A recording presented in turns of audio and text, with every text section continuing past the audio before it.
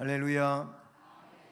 네, 5월 마지막 주일이 되었습니다. 어린이 주일, 어버이 주일, 또 스승의 주일, 그리고 오늘 가정의 주일, 이렇게 특별히 가정을 생각하고 또 은혜 받으며, 그리고 부모와 자녀, 그리고 부부, 이런 모든 문제에 대하여 우리가 말씀들을 앞부분에서 들었었습니다. 그러므로 첫째 주일날 말씀드린 대로 부모로서 자녀에 대해서 또 어떻게 믿음으로 살아야 할지에 대한 말씀을 근원으로 하고, 그리고 어버이 주일로서 자녀가 부모에게 또 어떻게 효하며 하나님을 경외하고 살아야 되는지에 대한 말씀을 근간으로 해서 이제 우리들은 가정의 공동체로서, 부부로서, 부모와 자녀로서, 또는 그 이상 3대가 함께 산다 할지라도 이렇게 그 가정 구성원들이 가정 안에서 복된 역사를 이루어가는 복 있는 가정으로 세워져 가기를 주님의 이름으로 축복합니다. 오늘 이 시편 128편 말씀은 표제에 성전에 올라가는 노래라고 되어져 있습니다. 성전에 올라가는 노래는 여러 편이 시편에 나오고 있는데, 오늘 말씀도 그 중에 하나로서 이 128편의 주제는 경건한 자가 받을 복에 대해서 말씀하고 있는데, 그 말씀의 전체적인 내용은 가정을 근거로 하고 있음을 우리가 볼 수 있지요. 왜 가정을 근거로 하고 있느냐라고 한다면은 말씀에서 3절에 내 집 안방에 있는 내 아내는 결실한 포도나무 같으며, 또는 내 식탁에 둘러앉은 자식들은 어린 감람나무 같으리로다. 여기 안방에 있는 아내라든지 식탁에 둘러앉은 자식은 가정 안에 있는 가족 구성원의 아주 중요한 멤버들이지요. 그런데 내 집 안방에 있는 내 아내는 결실한 포도나무 같다. 이 결실한 포도나무는 포도송이를 주렁주렁 그렇게 열매 맺고 있는 나무를 결실한 포도나무라고 말할 수 있습니다. 포도나무가 그렇게 탐스러운 포도송이를 주렁주렁 매달고 있을 때 얼마나 탐스럽고 아름답고 그리고 보기 즐거운 내용이겠습니까? 아내를 그런 포도나무 결실된 포도송이에 비유하고 있다는 것입니다.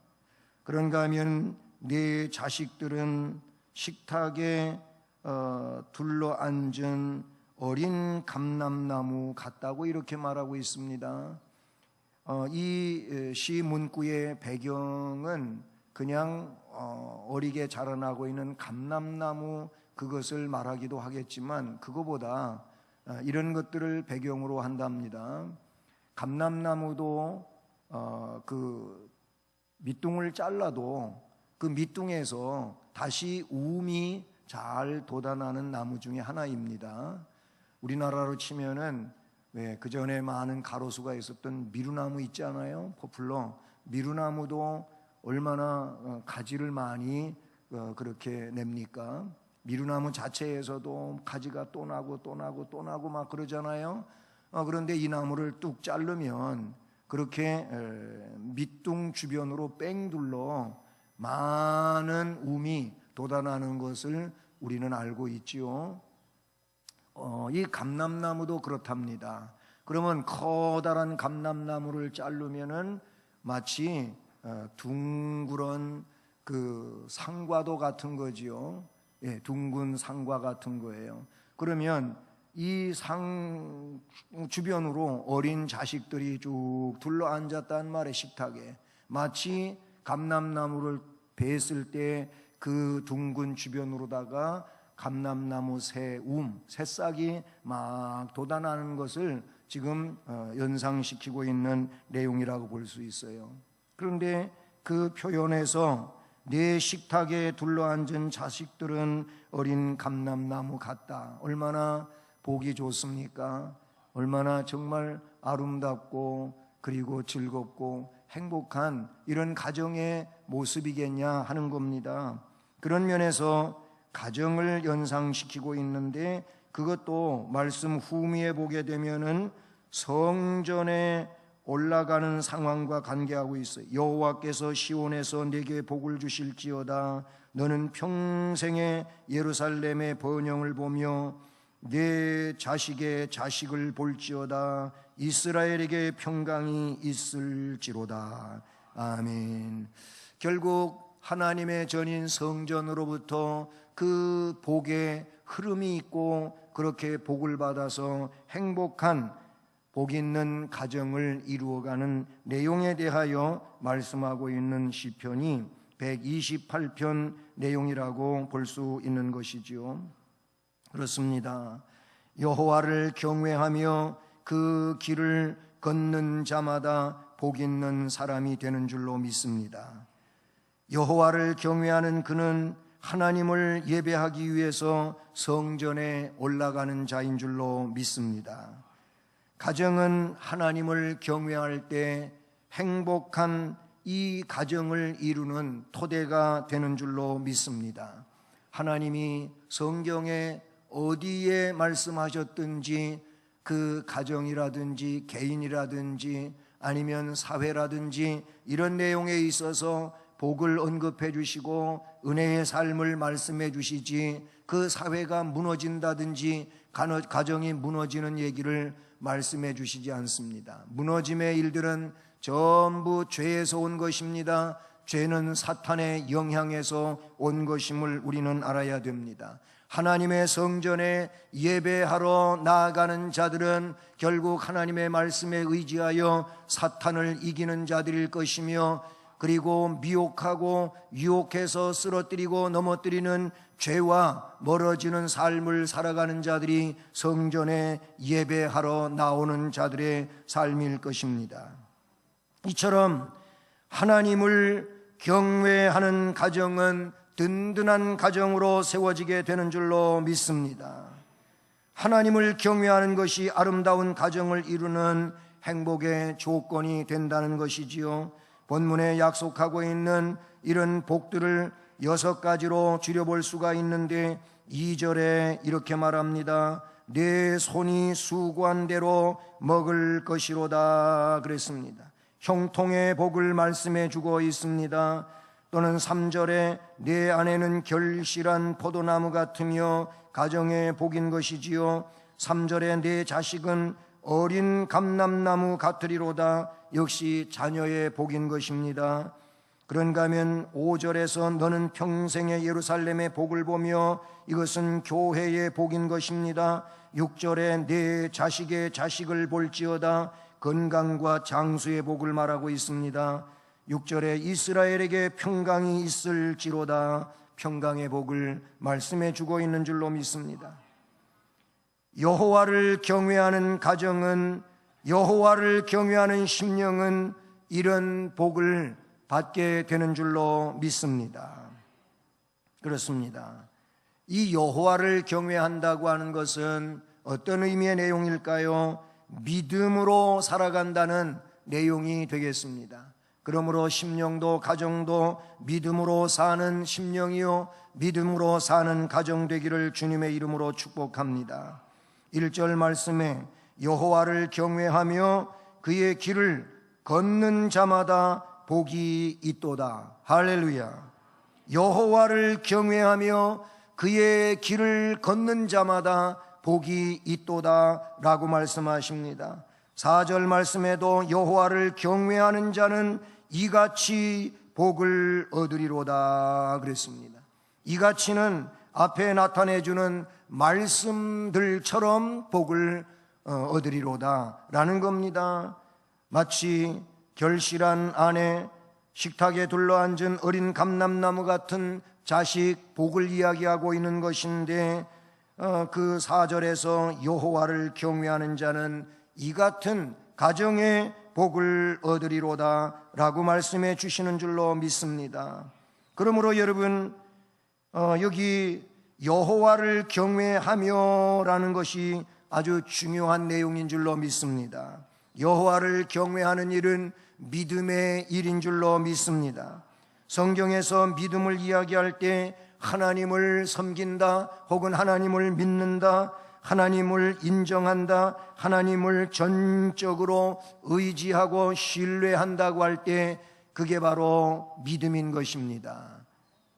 영이신 하나님, 우리 눈에 보이지 아니하시는 하나님, 그러나 말씀으로 천지 만물을 창조하시고 그 모든 것들을 섭리해 가시는 은혜로우신 하나님, 긍휼의 하나님, 그 하나님을 믿는다고 하는 것은 바로 복이 되는 줄로 믿습니다.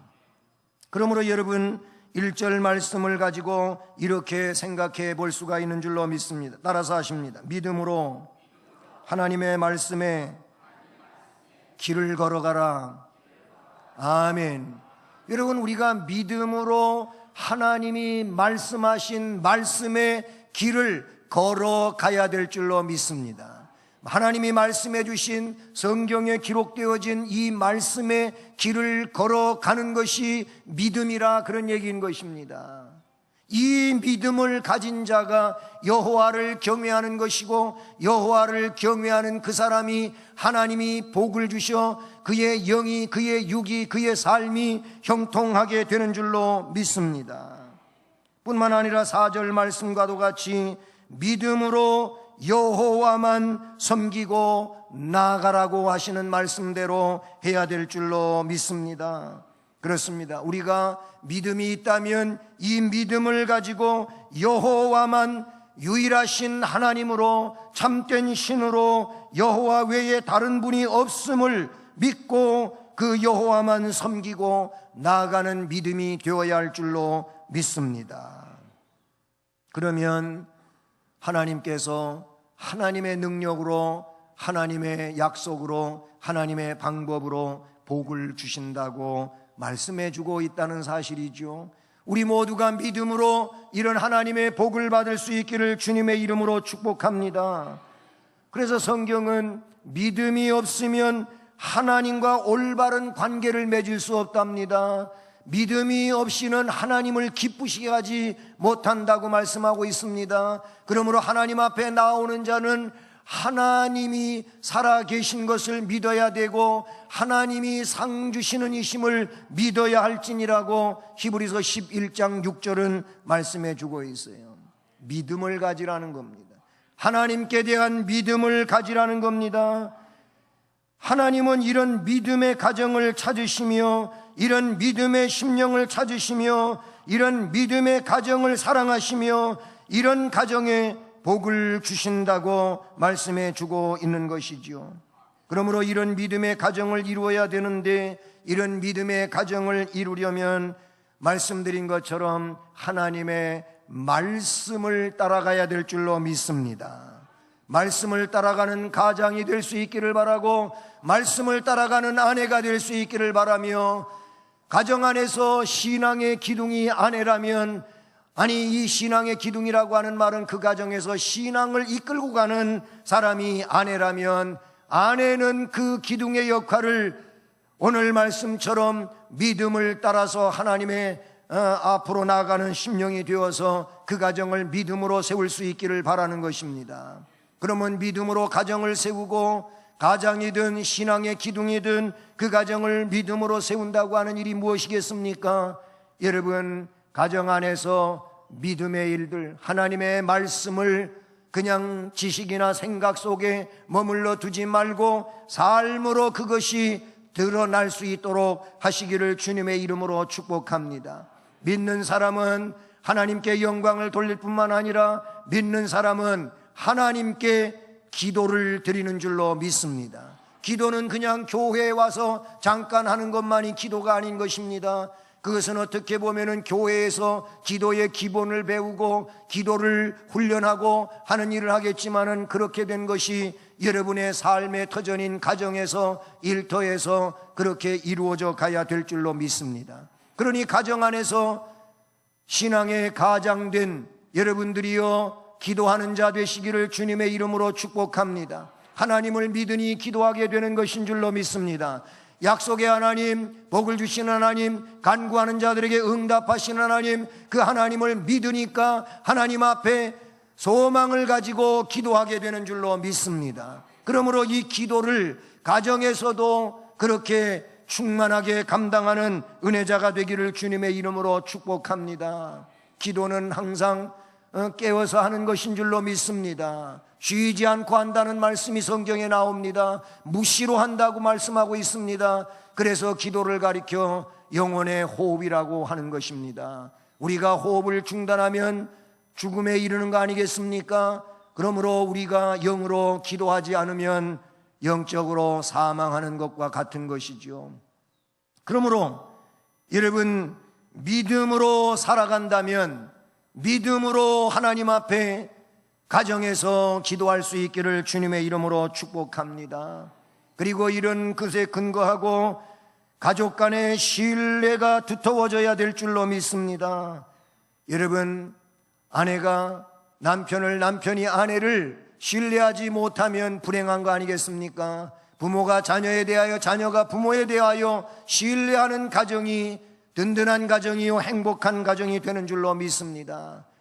남편이 아내에 대하여 나는 당신을 믿을 수가 없어, 혹은 아내가 남편에 대하여 당신을 이제는 더 이상 믿을 수 없어, 만약 이런다면 부부의 신뢰는 깨진 것이고 거기에는 행복이 있을 수가 없지요.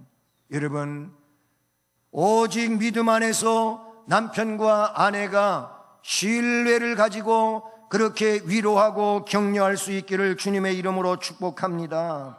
부모와 자녀의 관계도 그런 것이지요. 그렇게 신뢰가 있는 가정, 서로가 서로를 믿고 의지하고 따르고 섬기는 이 가정이 결국은 믿음으로 사는 가정이 될 줄로 믿습니다. 그리고 더 나아가서 여러분, 믿음으로 사는 심령과 가정은 가정 안에서 혹은 가족 간에 서로 본이 되는 줄로 믿습니다. 가족 간에 특히 부모는 자녀에게 본이 되어야 할 줄로 믿습니다. 그것이 무엇입니까? 내 자녀를 내가 믿음을 따라 사는 삶을 본으로 나타나게 될 때 은연중에 그 삶을 배우게 되고, 삶을 배우면서 어려움이 있을 때 또는 무슨 일을 만날 때 아빠처럼 엄마처럼 해야지. 그리고 실제로 무슨 일을 만나면 자녀들도 부모가 믿음으로 살며 본을 보인 것처럼 자녀들이 그런 상황들 속에서 따라서 삶을 살아가게 되는 줄로 믿습니다. 가족 간에 이렇게 서로 본이 되는 삶이 될 때 아름다운 가정을 이루고 행복한 가정이 될 줄로 믿습니다. 우리 속담에 집에서 새는 바가지는 들에 나가도 샌다는 것입니다. 그러므로 가정은 더더욱 중요한 것이지요. 예, 집에서 새는 바가지, 깨진 바가지, 구멍난 바가지가 뭐 들에 나간다고 구멍이 땜질이 됩니까? 예, 거기 나가도 똑같은 것이죠. 이 말의 의미는 집에서 함부로 하는 사람은 밖에 가도 그렇다는 얘기입니다.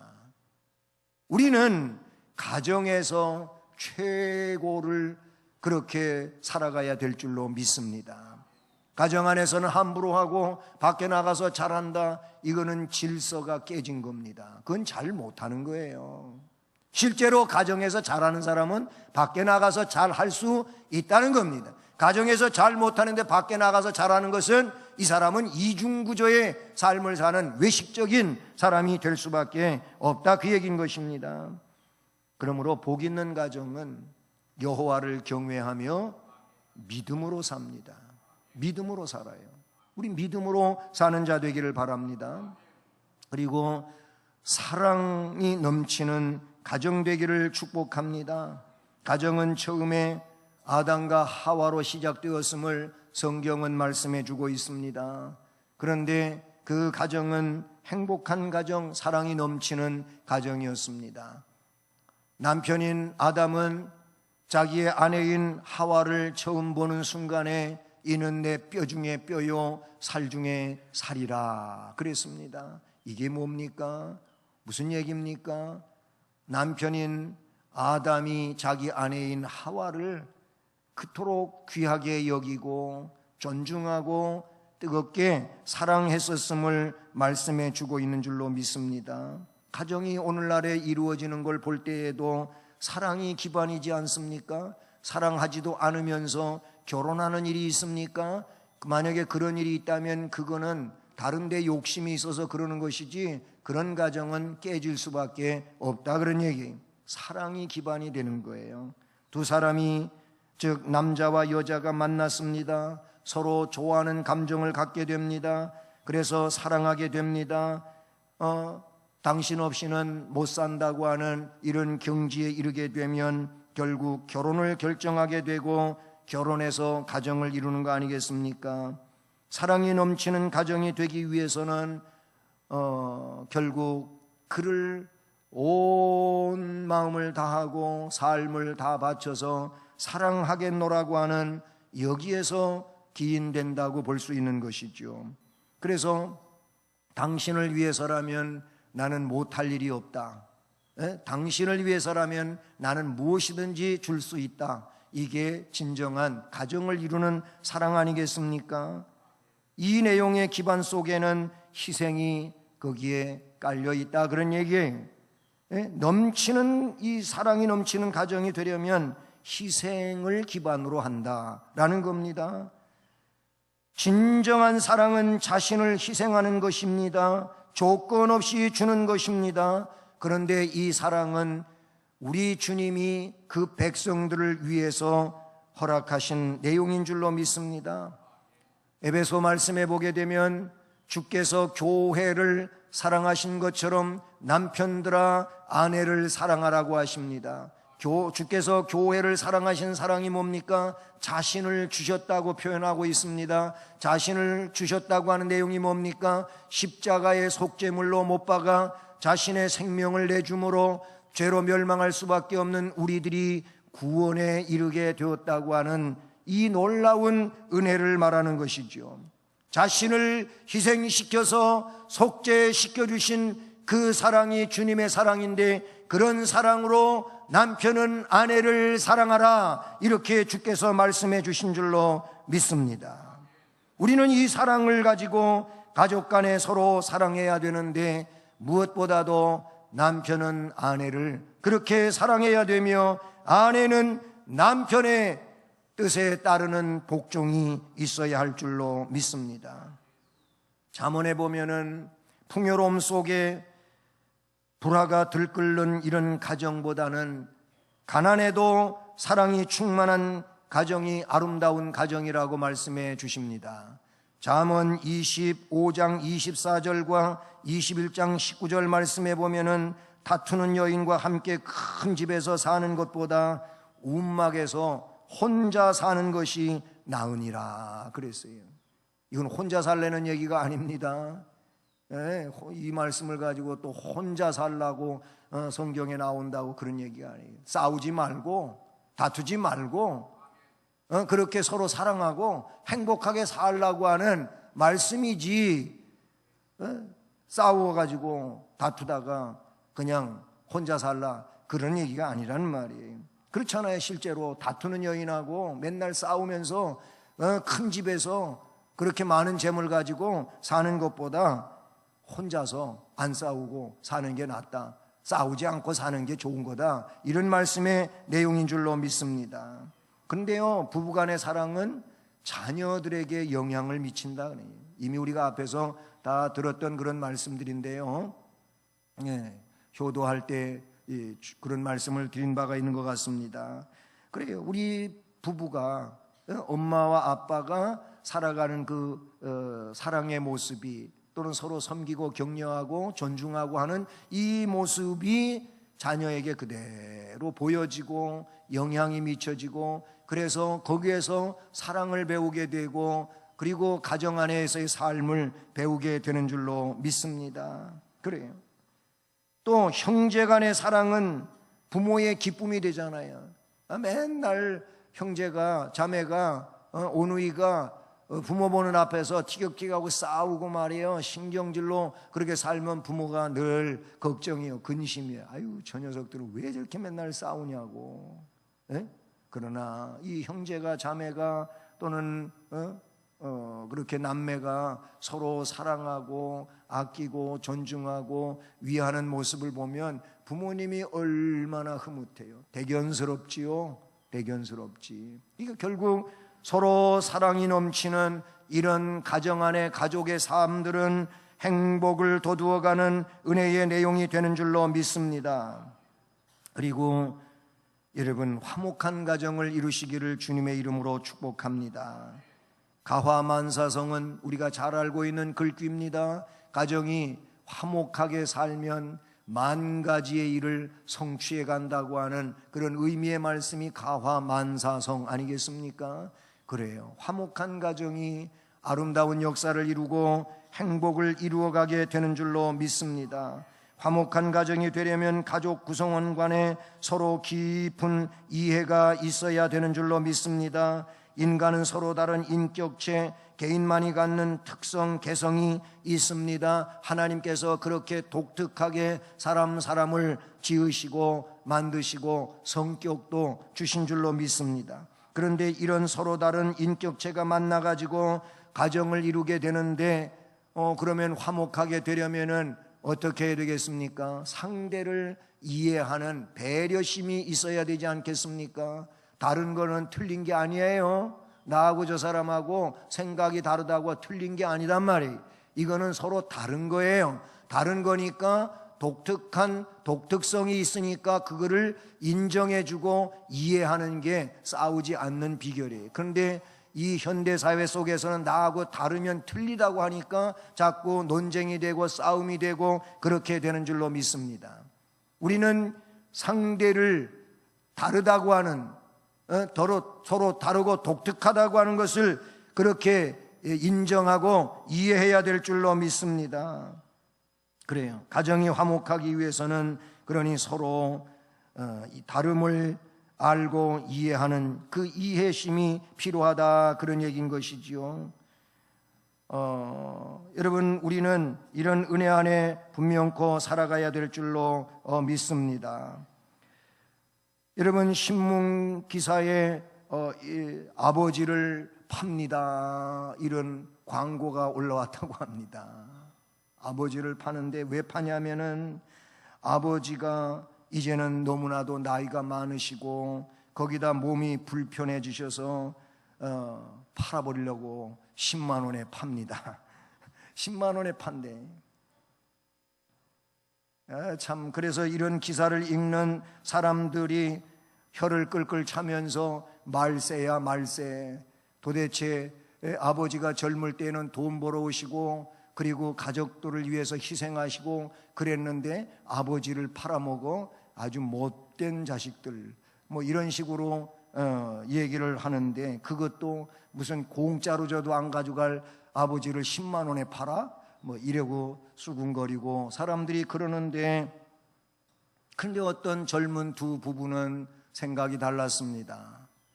그분을 사와야 되겠다고, 10만 원에 사와야 되겠다고 마음을 먹었다고 합니다. 왜 그런 마음을 먹었냐면 이 부부는 어릴 때 어쩌면 남편도 아내도 다 부모님을 잃었어요.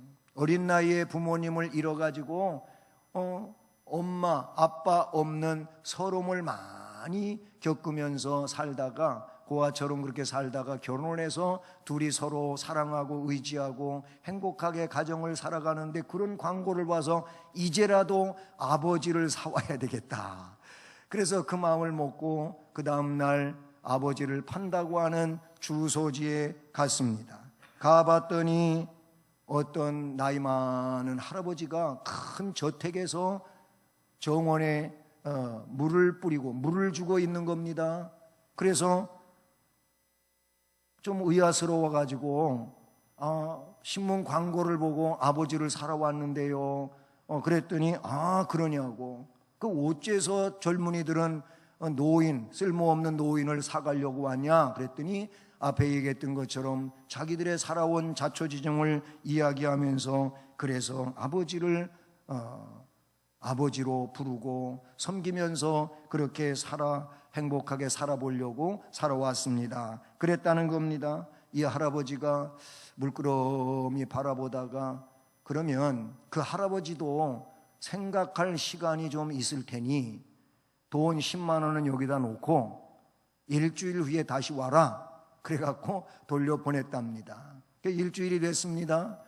일주일이 돼서 이 부부는 다시 그 집에 갔습니다. 이제 일주일 됐으니까, 돈도 받으셨으니까 그 할아버지, 그 쓸모없는 할아버지라고 하는 분을 모셔갈 수 있도록 좀 그분한테 데려가 주시죠. 그랬더니 이 젊은이들아, 내가 바로 그 할아버지다.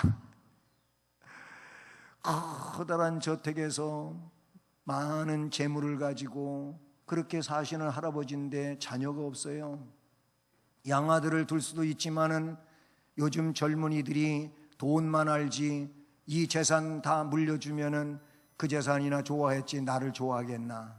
그래서 정말로 나를 죽을 때까지 그렇게 사랑해 줄 젊은이들을 어떻게 하면 찾아낼 수 있을까 하고 고민하다가 자기 생각 속에 얻어낸 방법이 아버지를 팝니다. 병든 아버지를 팝니다. 이거였답니다. 여러분, 이 순수한 젊은이, 정말로 어른을 모시고 그분의 남은 인생을 그렇게 섬겨주고 하면서 자기들도 아버지를 모시고 있는 기쁨을 누리고자 하는 이 삶을 추구했던 젊은이들이 진짜 넝굴째 복을 받았어요. 호박이 넝굴째 굴러왔다고 하는 말같이 그 할아버지의 재산을 이 부부에게 다 물려주면서 나 죽을 때까지만 잘 모셔라 하고 했다는 겁니다. 여러분, 믿거나 말거나, 이게 뭐 그냥 만들어진 이야기라 할지라도 여러분, 우리는 이 내용 속에서 무엇을 깨닫게 되는 것입니까? 이런 극적인 사건이 아닐지라도 부모에게 잘하는 사람에게 왜 복이 안 오겠습니까? 하나님이 약속하신 복이 왜 안 오겠습니까?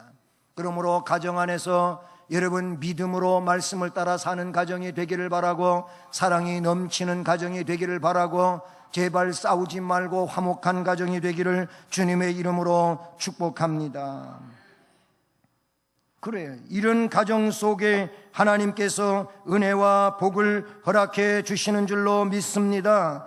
모쪼록 화목한 가정을 이루시고 믿음 안에서 그리고 사랑 안에서 화목하게 살아감으로 주의 영광을 이루어가고 행복을 누려가는 은혜로운 가정 되기를 주님의 이름으로 축복합니다.